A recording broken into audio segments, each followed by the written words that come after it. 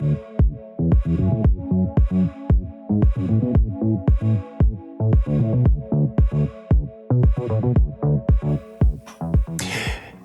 pee poo poo dicks and butts.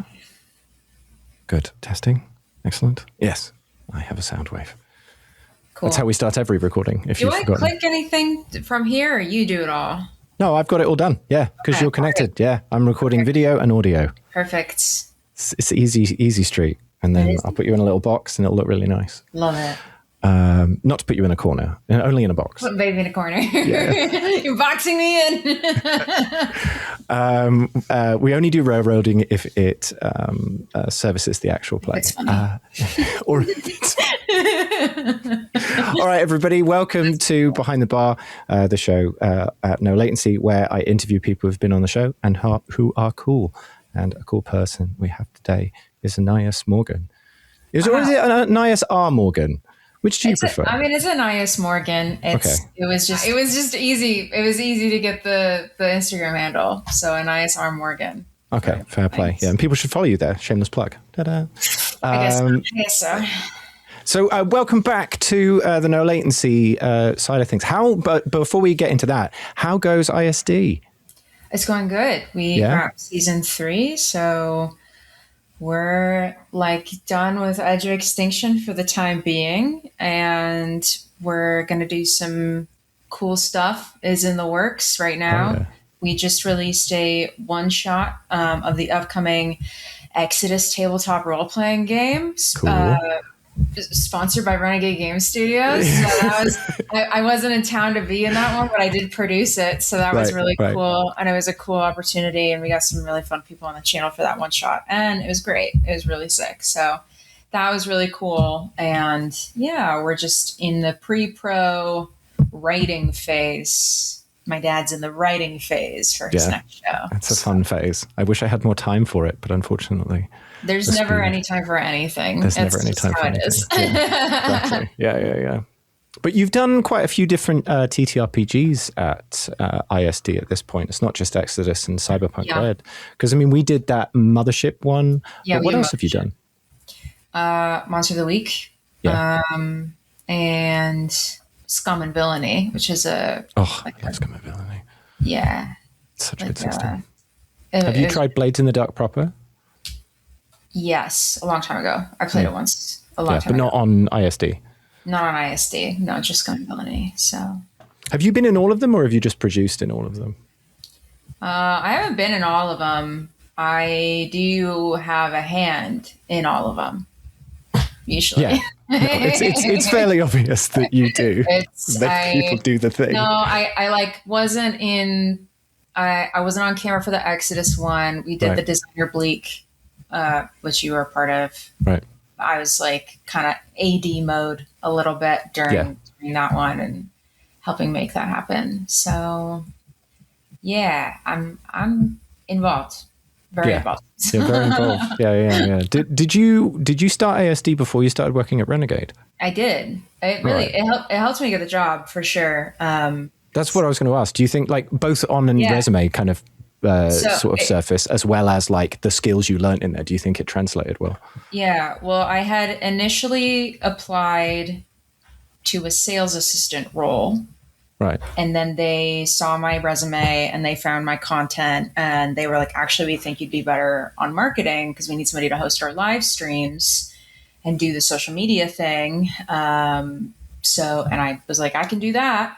And I was working at a game. I was working at a game shop at the time too. So I wasn't a stranger to the games industry. I'd been dealing with it more on the retailer side and just grassroots community level. So they, I think that really worked in my favor too, just because when you work in a game shop, you learn about a ton of games and a lot of different kinds of gamers and what people want and who are the people actually coming into the store, what makes things easier for retailers, organized play. You learn a lot just from being in a store. So that's all very, very useful when you go work for a publishing company. So that all helped. And then I was, promoted up after a couple years into a more creative social media role. And then when we got Dungeon Crawler Carl, it was kind of all hands on deck, and I had expressed interest in wanting to work in RPGs specifically. So they started like throwing some stuff at me, and then eventually they were like, "Hey, do you want to move to the production team?" And I was like, "Heck yeah, I would love to." So they promoted me at the end of last year, and now I'm like full time production, which is nice. So. That's hella cool. I'm living the dream for sure. I definitely like meet a lot of people like who are new to the games industry or like want to get into the games industry, and it's stuff like this really doesn't happen very often. Of like promoted from lowly marketing assistant to like getting to be a producer on like one of the biggest games of the year. It's honestly, I'm like, I pinch myself all the time. I really can't believe that it's all working out like this, but I'm glad it is. Cool. Yeah, that's dope. And like how goes the production of said exciting product? I mean, it's chaotic for sure. Yeah. I mean, the books are chaotic, of course. The books are chaotic too, so like it's all fitting. It's definitely, we like wanted to get a jump on it really quickly, so the production process has been really condensed. This timeline is much shorter than what we would normally give to like building a whole new system from the ground up. And then we got very ambitious with our starter set, which is really, it's not like a quick start, whatever thing. It's like a whole, it's all strewn about my office floor right now, but I did get the proof in today, like the first set or whatever, to like make sure it's correct for production. And it is huge. It's like 7 pounds ish. Like, damn. It's as heavy as a newborn baby. I mean, so are the books, the physical books I've done, they're thick bricks of story. Yeah, so it's all fitting. But yeah, so it's been really chaotic kind of process, but like a really rewarding one. And it's been really cool to work on like a book series I really fell in love with right away too. Because that was actually how I started getting to do more production stuff. I read the books faster than everyone else. So they were like, "Hey, can you check for lore?" And I was like, "Yep." And then I was just doing that over and over. And then I started like doing more and more. And then they moved me full time. So onto production team.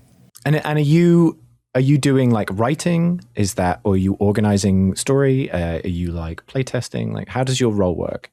Sure. So like, it's very, people who work in production, it's a lot of catch-all kind of stuff. So I do have a writing credit. There is like a page that I wrote. Actually, funnily enough, about interview shows, how to ask good interview questions, which I think is kind of ironic because there's interviews in the book series, and so we wanted to give like some GM advice on how to do good interviews. And like ask compelling questions to move the plot forward. So I got to do a little bit of writing on that, but it's very small writing credit.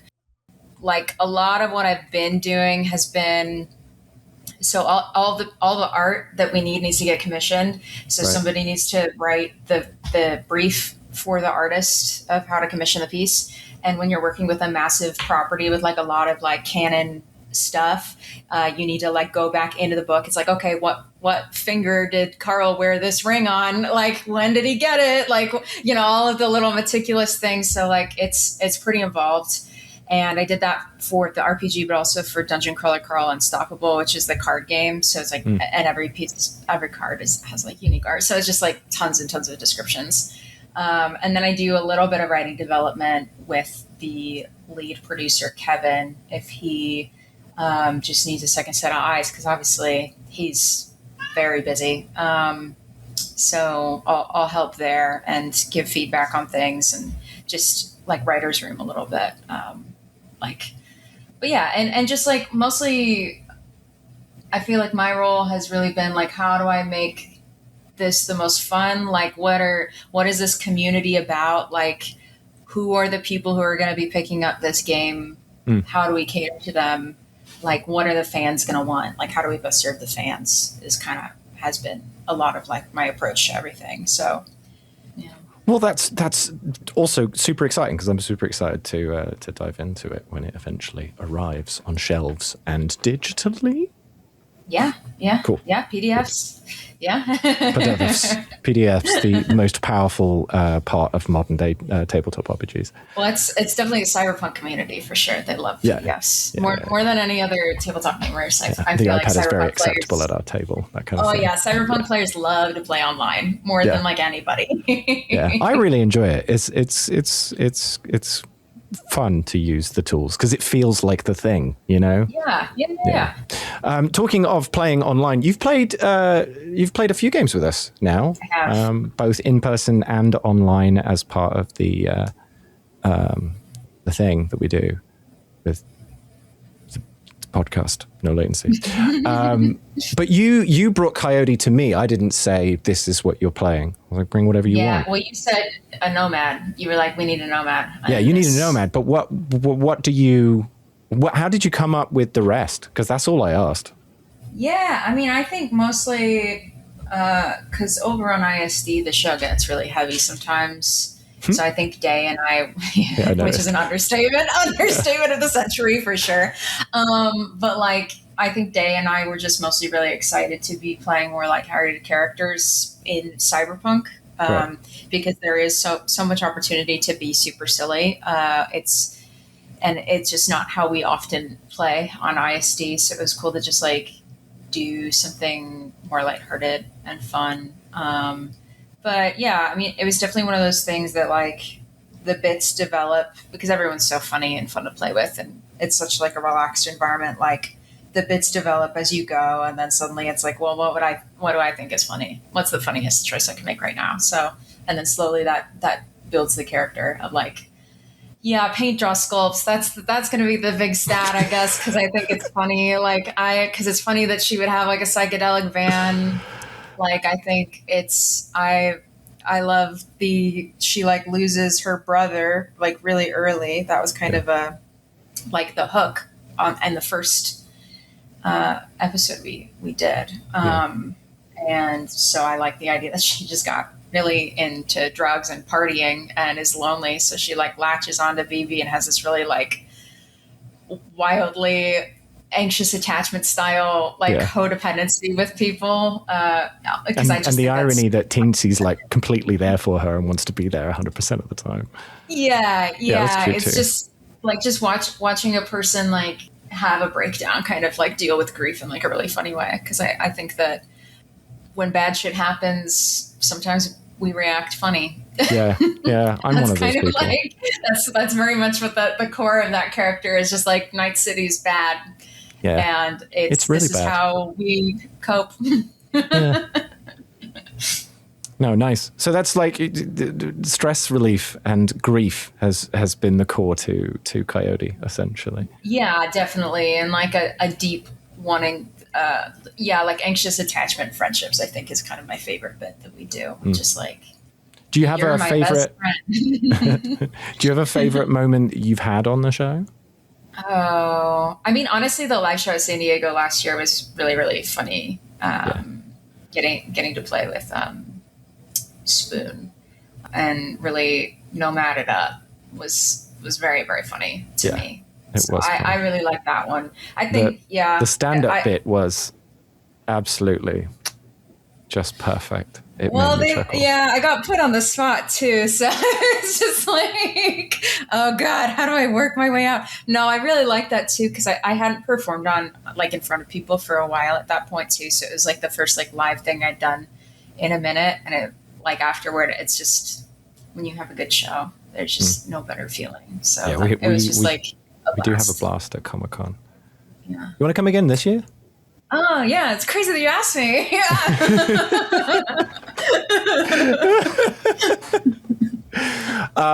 Cool. Brilliant. We'll get to that in a second, though. I do have a few more questions before we get into sort of live shows and stuff.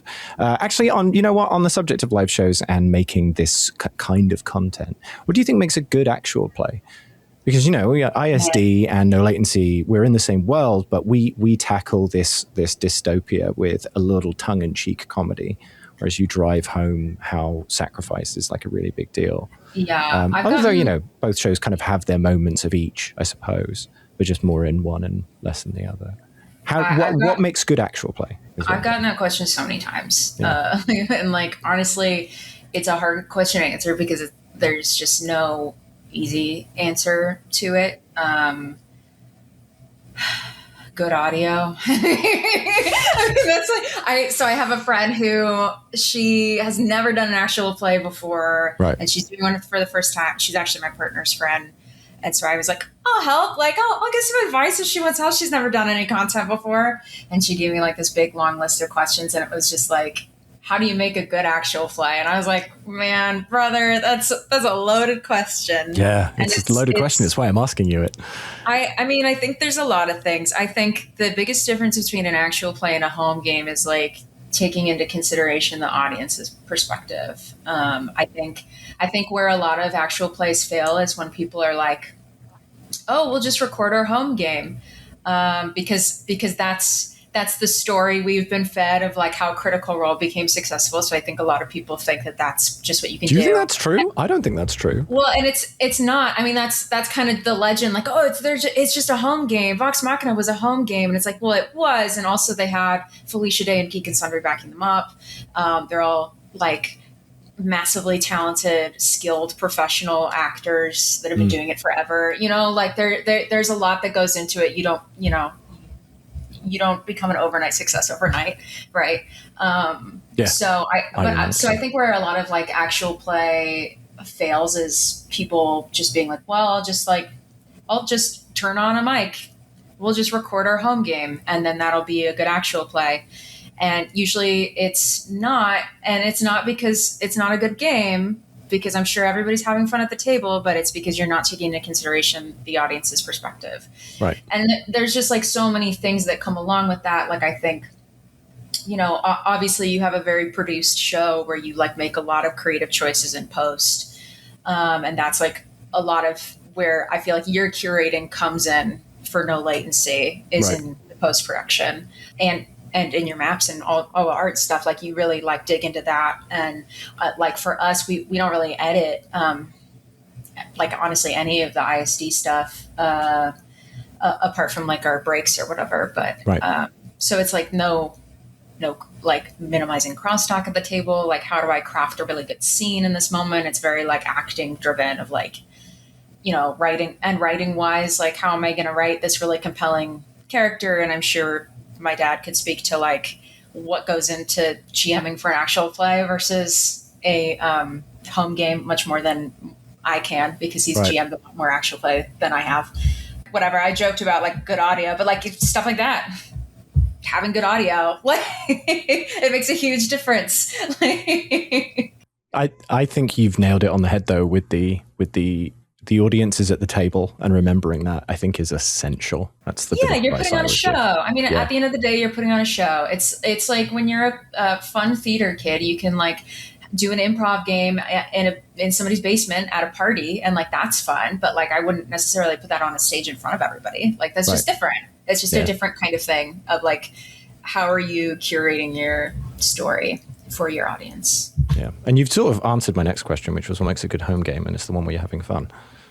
One where you're having fun is a good one. I mean, a table, and this makes a good any game, a table with mutual respect where everyone is respected and listened to. Oh, hell yeah. I think in general that just makes good storytelling and art and anything collaborative, period, is when everybody at the table feels respected and heard. I think that's really, really important and often overlooked, I think. Fair. So. Yeah. Have you mostly played? Do you GM at all? Yeah, I do GM quite a bit. I haven't GM like long-term game. I'm always very jealous of those people that have really long running home games. I really don't. It's a lot of like, okay, 3 to 5 sessions here and there, 3 sessions, and then scheduling, and then, okay, guys, I'm in town for 2 weeks. We're going to play something. I'm at a con. I guess I'm going to run something because I'm here, you know. So it's a lot of stuff like that. So I don't have as much like long-term experience as I would like. A dream come true. I mean, one day I'll have a good long home game. Yeah. We had a good family game for a while. And then my brother went to college, and then I was moving, and it was... That's rude. You should stay. then my uncle killed my character. It was an accident, That's dark. but My uncle killed my character. Advice in TTRPGs by Anais Morgan. yeah, it's we were gonna bring her back as a warlock, which would have been kind of cool. Oh yeah, that'd be fun. Plans, but it was just too hard with like Lux going away to college, and that's fun. I recommend playing with your family. That's wild. I wish that's my advice. People should try to play with their family because it's a blast. A bonding experience. It really is. Even the people that like the non-gamer family members. My grandparents have gotten so into Dungeon Crawler Carl. I am going to have to run a game for them. And fun. That's great. It's going to be a mess. It's going to be really fun. They sent me a picture like a month ago of just them both wearing matching Dungeon Crawler Carl shirts. Oh, amazing. I'm like, thanks guys. Well, those are all the fun tabletop questions I had. And now I'm going to ask you, excited for Comic-Con? Because we're going on. I am so excited for Comic-Con. I'm sick. Yeah, I'm very excited. I'm stoked to see everyone again. I'm on more panels this year. Tracy's going to be there. Tracy's going to be there this year. Tracy wasn't there last year. Yeah. So it'll be good to actually like see her in the meet space. Yeah. And hang out. Have the genuine girls' night. Have the real girls' night featuring the rest of the Latency. It's going to be fun. Yeah. And do you know, are you allowed to say what other panels you're going to be on yet? Yeah, if I just can not like the times, I guess. Remember their names. One is about game design, tabletop game design. And one is about licensing in tabletop games. And that's across the board. I think it's with somebody who worked on the 2077 TCG also is going to be on that panel. So I'm very excited. It's just meeting some really cool people. So just looking forward to it. And Ross Thompson from Critical Role is moderating both of those. And then I'm also doing the Charisma Check networking event again on, I think it's Friday morning. I think all my panels are on Thursday and then that one's on Friday. Oh, hell yeah. Well, and there'll be more information on your socials, etc., and people will be able to follow you there. Yeah. And when Comic-Con like posts and updates everything, we'll have more information on when that is for us as well. Well, Anais, thank you so much for joining us in this little interview here at Behind the Bar at No Latency. You can check out Anais at Anais R. Morgan on the Instagrams, as well as Infinite Sided Dice. That's going to be in the description. Did you have anything else to add? Yeah, we wrapped a crowdfunding campaign for the Dungeon Crawler Carl game, but you can pre-order it now if you're interested, if that seems like your thing. Dungeon Crawler Carl RPG and Dungeon Crawler Carl Unstoppable. I worked on both of those. Hell yeah. I'm also going to be at Gen Con. If you're not coming to San Diego Comic-Con, I'll be at the Renegade booth. And I will be, I think I'm doing a panel. I don't know. I haven't been given, they haven't told me where to go yet. But I will be there. I'll be there and I'll be at the booth and I'll be there all weekend. So if you can't catch me at San Diego, you can say hi to me at Gen Con. Fantastic. All right, well, I look forward to seeing you in San Diego, where we will once again roll dice in front of people and do something ridiculous. Hell yeah, Choom. It's gonna be awesome. It'll be awesome. All right. Thank you so much, everyone. Don't forget to like, subscribe, follow, listen, and check out the Patreon and the cat on screen. Those are both very important. If you believe in checking out the cat on screen, also check out the Patreon here and at Infinite Sided Dice. And once again, thanks, Anais. Appreciate you. Thank you. All right, everybody. Blessed. Staying over. Tunes. Later, Chooms. Finger guns.